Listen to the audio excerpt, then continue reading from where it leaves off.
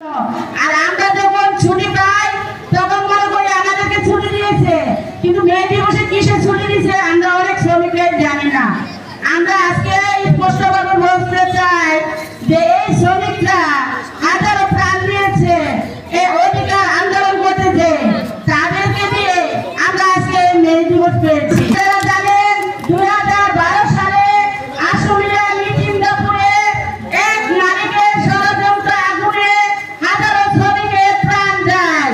আমাদের কি অপরাধ ছিল? আমরা জাতির কাছে এটা জানতে চাই। যদি আমাদের অপরাধ না থাকে তাহলে আমরা কেন আজ রাস্তায়? আমরা কারখানায় কাজ করে এসে খেতে এসেছিলাম, ছেলে মেয়ে মানুষ করতে এসেছিলাম, তাহলে আমাদের আজকে এই ঝুঁকিপূর্ণ বিল্ডিং এর নিচে কেন জীবন দিতে হচ্ছে? কেন হাজারো শ্রমিক বাঁচাও বাঁচাও করে চিৎকার করে তাদেরকে বাঁচানো হলো না, তাদেরকে তালা বন্ধ করে আমরা পৃথিবীতে শুনি নাই কোন মুসলমানের আগুনে পুড়িয়ে মারে? আমাদের চোখের সামনে হাজারো শ্রমিক আগুনে পুড়িয়ে মারেছে। আমরা এটা বিচার চাই এবং এই নতুন সরকার যে এসেছে 17 বছর পরে এই সরকারের কাছে আমার আকুল আবেদন, আজকে যদি একটা মালিকের বিচার হতো তাহলে হাজারো প্রাণ এই শহীদেরা নিতে পারতো না।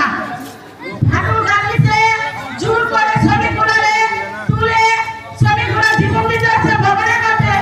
ওদের কি অপরাধ ছিল? ওরা তো কাজ করে খেতে এসেছিল। আপনারা যদি আমাদের নানা প্রান্তের শ্রমিক ভাই বোনদেরকে দেখেন, আপনারা যদি আসলে সত্যিকারী শ্রমিক বান্ধব থাকেন তাহলে বুঝতে পারবেন শ্রমিক কত অসহায়। আমাদের ভাই বোনের হাত নাই, পাও নাই, আমার ভাই বোনের কত কষ্ট করে রাস্তাতে আমাদের মাঝে উপস্থিত আছে নানা প্রান্তের শ্রমিক ভাই বোনেরা। তাদেরকে অসংখ্য ধন্যবাদ জানাই যে তারা আজকে আমাদের সাথে এই প্রোগ্রামে উপস্থিত থাকার জন্য। আপনারা জানেন সরকারি একটা কমিটি গঠন করা হয়, ওই কমিটিতে প্রতিনিধি হিসেবে আমি কাজ করি এবং নানা প্রান্তের শ্রমিকরা আছে ওই জায়গা। যে কমিটিটা হয়েছে আমাদের যৌথভাবে নানা প্রান্তের তালিম ক্ষতিগ্রস্ত শ্রমিকের ক্ষতিপূরণ আদায় কমিটি। আমরা চাই এই নানা প্রান্তের এবং তালিম বাংলাদেশে আর না হোক, আর যাতে কোনো শ্রমিক ভাই বোনের প্রাণ না যায়, আর যাতে কোনো ভাই বোন এভাবে আগুনে না পুড়ে মারা যায়, আর যাতে কোনো ভাই বোন আমার বেডিংয়ের নিচে চাপা না খেয়ে মারা যায়, আর যাতে কোনো শ্রমিক তার অধিকারের জন্য রাস্তায় না নামে। আমরা রাস্তায় নামতে চাই না। সরকারকে স্পষ্টভাবে বলতে চাই, আপনারা গরিব বান্ধব সরকার হন, আপনারা শ্রমিক বান্ধব সরকার হন, আপনারা মালিকের দালালি করবেন না।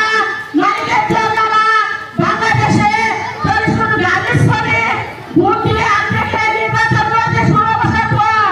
তাহলে একটু সুদৃষ্টিতে দেখেন, আপনারা রানা প্লাজা এবং যে তালিমের আহত শ্রমিকরা এই সাত দফা দাবি নিয়ে বসেছে, এই দাবিগুলো ঈদের আগে যাতে বাস্তবায়ন হয় তার জন্য আমরা এই ভাষণ ঝুঁকিপূর্ণ বিল্ডিংয়ে আমরা আজকে 6 মাস ধরে অবস্থানে আছি। আজকে স্পষ্টভাবে আমাদের শ্রমিক ভাই বোনদেরকে বলতে চাই, আমরা আপনাদেরই বোন, আমরা আপনাদেরই ভাই, আপনাদের মা, আমাদেরও ছেলে মেয়ে আছে। আজকে আমরা তাদেরকে কোথায় রেখে আমরা কোন জায়গায় বাস করি? আমাদের চোখের সামনে হাজারো ভাই বোন মারা গেছে, কিন্তু আমাদের কিছু করার ছিল না, আমাদেরকে বাঁচানোর মতো বল ছিল না, আমাদেরকে তারা বন্ধ করে দিয়েছিল।